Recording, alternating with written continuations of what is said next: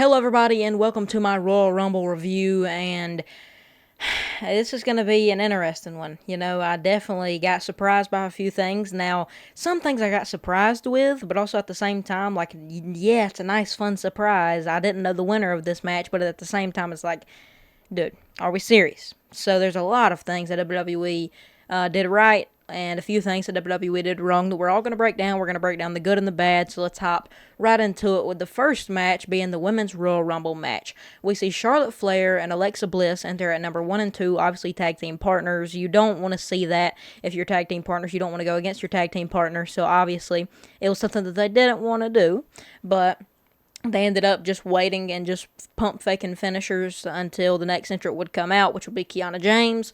And some of the people that we saw during this match was Becky Lynch, stuff like that. And we ended up not seeing AJ Lee. We ended up not seeing Paige, which I'm going to mention that because we all thought she was coming back, let's be completely honest. My predictions was AJ Lee and Trish Stratus. We didn't see Stratus either. So, interesting. But, both of the Rumbles today really just surprised me because the entrants that I thought were going to come out, I think WWE really screwed themselves by having them announce who's going to be in the Rumble, because there was so many spots that could have been filled with surprises, but instead were just people on Friday Night SmackDown that was just in the mid-card. So a lot of the entrants was depressing, but at the same time, some of them were pretty good. We really had no returns for the Women's Rumble. We had Natalya come out as Natty, which I thought was really cool. And as far as NXT goes, we had Lola Vice, JC Jane, stuff like that. We just had a few people. But then we saw Brie Bella come back at the end of the match, which I thought was really cool. I love that. I thought that was really fun. And she ended up getting eliminated with Nikki Bella, but they ended up causing some havoc. So the fact that the Bella Twins might be back for good, I don't know. Nikki's sticking around, so will Brie stick around? That'll be really interesting to see. That'd be really fun, honestly. I would not be mad at Brie Bella sticking around and, going for a little tag run with Nikki Bella. Now, would I want to see that? They probably wouldn't go far. And with how stacked the women's tag division is right now, I wouldn't want WWE to go down that route because Nikki Bella's a serious contender for that Valkyrie's championship. I'm not going to lie. As much as people don't want her to win that championship, she's a serious contender. We got to take that serious. So, I think this was a one-time thing for Brie. It would be cool to see her stick around. I could be completely wrong. She could be just like Nikki and stick around. I just don't see it, honestly. I don't see why she would stick around. But, yeah, that was a cool entrant. I definitely didn't expect that. I popped for that one. And then at number 30, my prediction to win the Royal Rumble was Tiffany Stratton. She ended up coming out as the last entrant, which I was like, yes, bro, I got this prediction right. First prediction, good of the night. Absolutely not. We ended up seeing Liv Morgan win the Royal Rumble and eliminating Tiffany Stratton, and this was just something I was not expecting. It literally shocked me so much, and I was just so confused. Like, why? Why did we just have Tiffany Stratton win this match? Or lose this match? It made no sense. One thing I want to shout out WWE for, though, is keeping my girl Sol Ruka in the match till number 3. I thank you for that. Y'all know I'm the biggest Sol Ruka fan in the world, and if y'all don't believe me, any quiz, please leave them down below, and it'll get answered. But, I was super happy to see my girl Sol last number 3. Now, that was really cool. I wanted to see her break some sort of record, but she ended up not because she entered so late. So, I loved seeing her at number 3. It was really cool. I at some parts, I actually thought she had a chance. I would have not been mad if something went wrong and Sol won the Rumble. I would not have been mad. But we ended up seeing Tiffany eliminate Sol while Sol was going for the Soul Snatcher on the outside. Not too smart of a play, but it's alright. You know what I mean? It's alright. We're going to get them next year. I'm just calling it now. Sol Ruka is going to be in the position to win the Rumble in the 2027 Royal Rumble. I think that's realistic, hopefully. We'll see. But, yeah, I'm really excited. Hopefully Sol will be healed by the next Royal Rumble, so we might actually be in business for a Sol Ruka Royal Rumble win. I would be super happy for that. Now, that's not too realistic right now, but it will be next year, calling it. But we would see Liv Morgan hit the Oblivion to Tiffany Stratton on the outside to send Tiffany Stratton out. I thought that was a really fun move. Liv Morgan ended up winning. Now, one thing I want to talk about. We'll talk about it in a separate video as well. But just, WWE just fumbled the bag. They literally did. And we explained this, and we kind of broke it all down in the predictions video, but we'll do it again. Liv Morgan winning. Obviously, the two champions she can face, the champions that she's pretty much is going to face. She's not going to go after a mid-card championship.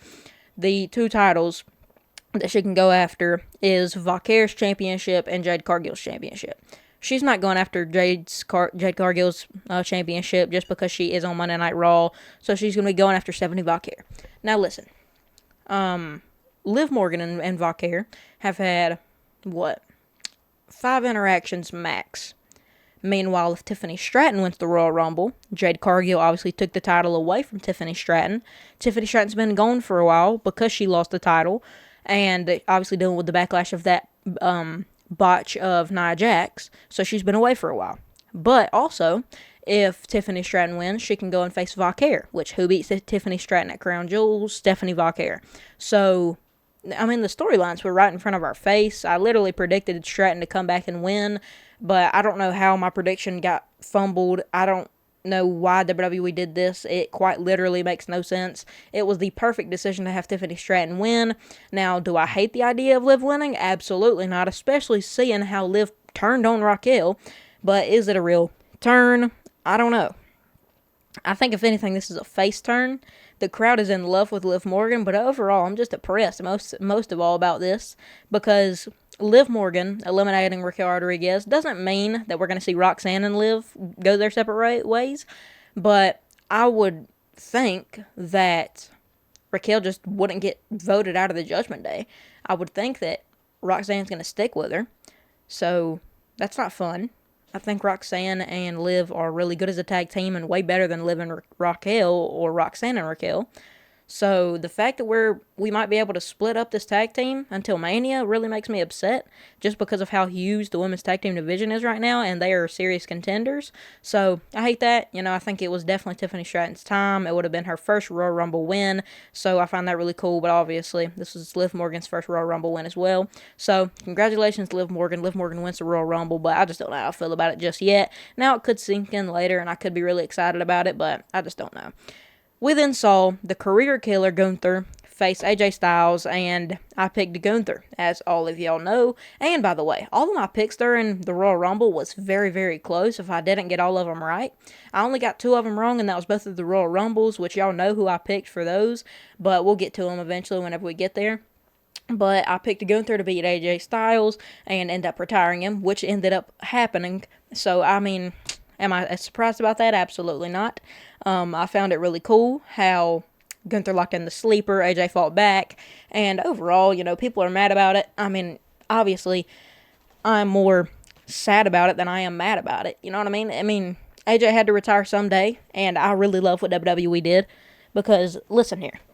I said on my Friday Night SmackDown review yesterday that I thought WWE gave it away by having AJ say that they're going to do a retirement tour after he gets done beating Gunther.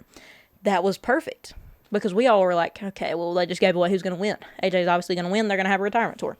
No, they throw the other way and have Gunther win, and us be completely shocked and be like, oh my goodness. And I mean, Gunther winning took the soul out of the building at the Royal Rumble today. And I love that. But WWE made a smart move after AJ retired to have Sami Zayn lighten back up the crowd. But they were super dead during Drew and Sami. But, am I mad about AJ retiring? Not really. You know what I mean? Like, what else could we have seen? And I've seen multiple videos of people saying this whole time we've been watching the retirement tour, and they're completely right. We saw him win the tag titles with Dragon Lee. We saw him go to TNA AMC debut. We saw him face John Cena. We also saw him face Shinsuke Nakamura and CM Punk. So everything was checked off the list. What else could AJ Styles have done? Nothing.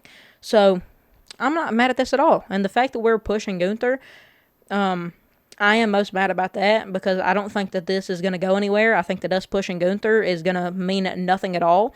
But I'm excited to see what they can do with it, because if they can push Gunther to the moon, I would not be mad at it at all, and I think it's really fun. So whatever WWE wants to do with it, I would not be mad, and if anything, I'm happy that they're pushing Gunther, but at the same time, it would have been cool to see a little bit of a younger guy retire these legends, but it is what it is. I just hope they put a title around Gunther before it's too late and all these retirements are for nothing. I think that would really suck. we had Sami Zayn going after the Undisputed Championship and facing Drew McIntyre, and it was Undisputed Championship time. So I thought this was really cool. Ended up in this match seeing no interference from Cody Rhodes or Jacob Fatu, which I thought was very interesting for sure, just given the fact that we could have seen, obviously, Jacob costed Drew, or costed Cody, but was trying to cost Drew. But we ended up seeing Drew just win clean. You know what I mean? Sammy put up a really good fight, and there were so many close calls during this match. I thought whenever Sammy hit the Claymore or whenever Sammy hit the Haluva kick that it was going to be it. But no, whenever he hit the Blue Thunder Bomb, I thought it was going to be it. But no, Drew McIntyre kicks out, hits 2 Claymore kicks, and ends up winning to beat Sami Zayn. So Drew McIntyre retains, and I really like that. But this is interesting because this is Sammy's 12th loss to Drew McIntyre, making him 0-12 to Drew McIntyre, so never beating Drew McIntyre. And this is also his first loss in Saudi Arabia. So a record has been crushed, but also a record is continuing. And then we get to the Men's Royal Rumble. We see Oba Femi come out first, which I loved. That's just so awesome. And then the biggest surprise of the night, in my opinion, we would see a masked man attack Braun Breaker whenever Braun was obviously number 2, and we would see a masked man attack Braun Breaker, hit him with the super kick, and then curb stomp him. Obviously Seth Rollins, which is what they want you to think. But if it was Seth Rollins, why wouldn't we have put him in the Rumble? That's just my honest opinion. My prediction was for Rollins to win the Royal Rumble. I thought that Rollins was 100% okay, but now, since he didn't win the Rumble, I'm looking towards the Elimination Chamber, and I'm going to be looking to see if Rollins is going to win the Elimination Chamber and potentially take the title away from Punk before WrestleMania, so then we get to see, wait, is the Elimination Chamber before? I'm actually about to look that up, because if it is, that'd be really interesting.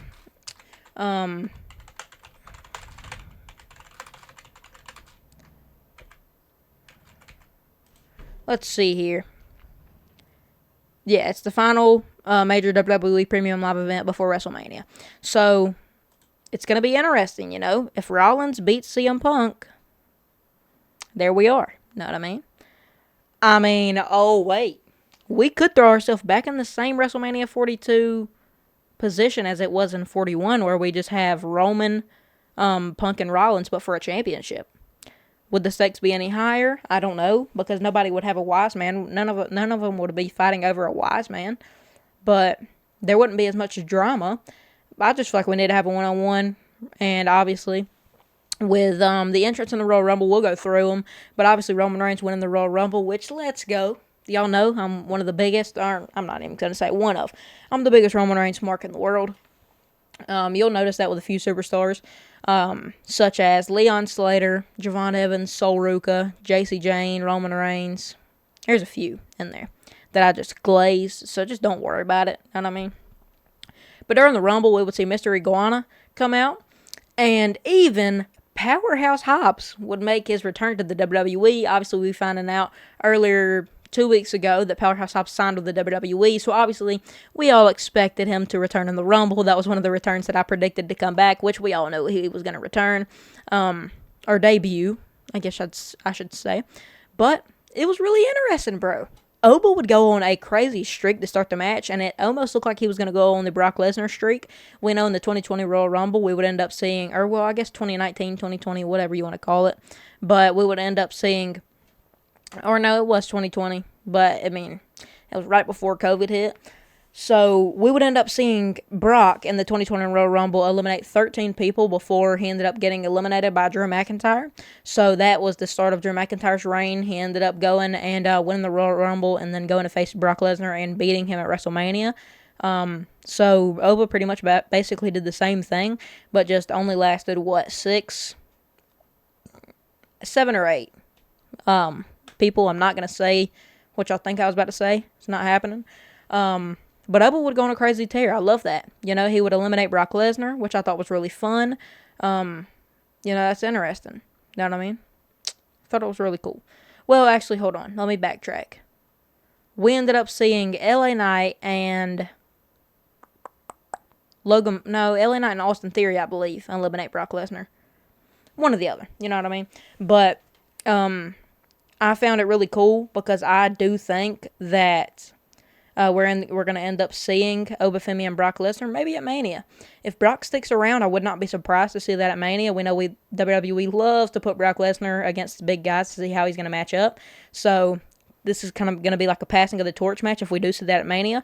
I would not be surprised if we do see that. That would be really fun. We know we've saw Brock versus Omos, so WWE loves putting him in those situations. But we ended up seeing Roman Reigns win the Rumble, so what champion he would pick right now is obviously going to be CM Punk. But he does have history with Drew McIntyre as well. So where do you go with that? It is what it is. But this would be the first time the Roman Reigns and Drew McIntyre has squared off in the recent years that, except for 2019, obviously, whenever he had that feud with Shane McMahon and Drew McIntyre.